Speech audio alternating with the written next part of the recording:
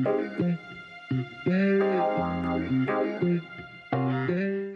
coup, je m'appelle Enora Breton, je suis animatrice en maîtrise de l'énergie à Énergence, l'agence locale de l'énergie et du climat du Pays de Brest.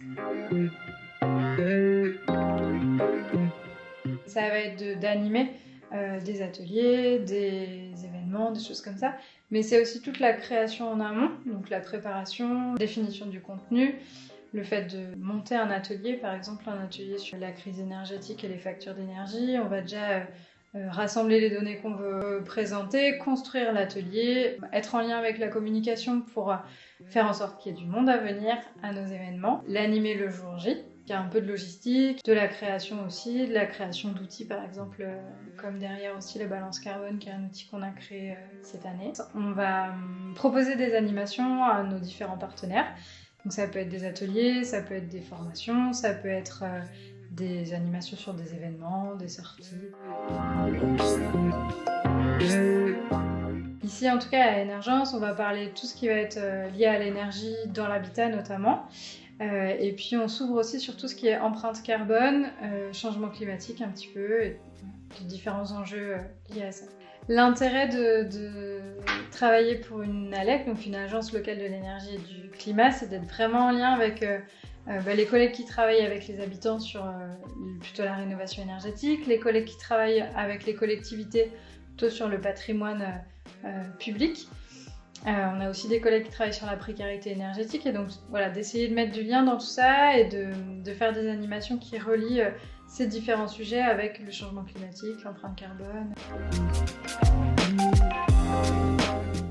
Alors on est plusieurs dans le pôle à Énergence à faire ce métier, et donc on couvre un public assez large. Moi je fais que du public adulte, et j'ai d'autres collègues qui travaillent plutôt avec les enfants en intervention scolaire notamment. Ils vont intervenir plutôt en école, en classe, sur 3 séances avec le programme Wati à l'école. Plutôt sur des actions de sensibilisation, des ateliers on va dire de sensibilisation sur l'énergie, le changement climatique, l'eau aussi.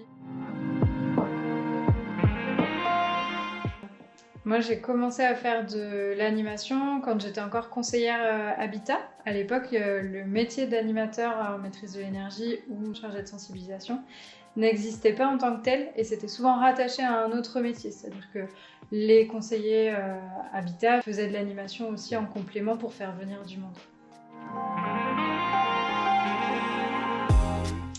Ce qui me plaît dans mon métier, c'est déjà les sujets qui sont très variés, les publics qui sont très variés aussi, et vraiment le sentiment d'apporter quelque chose, de transmettre des connaissances et d'aider les publics qu'on rencontre à cheminer sur ces différents sujets. On a des contraintes dans ce métier puisqu'on va être amené à faire des animations dehors par exemple, donc contraintes météo de fait. On a aussi des contraintes en termes d'horaire. On propose des ateliers pour le grand public. On a besoin de les proposer plutôt en soirée. On a des événements le week-end aussi. C'est principalement des contraintes de disponibilité et d'horaire du coup. C'est un peu un métier passion quand même.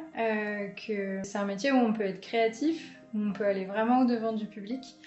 Et voilà, c'est chouette. Ok, super.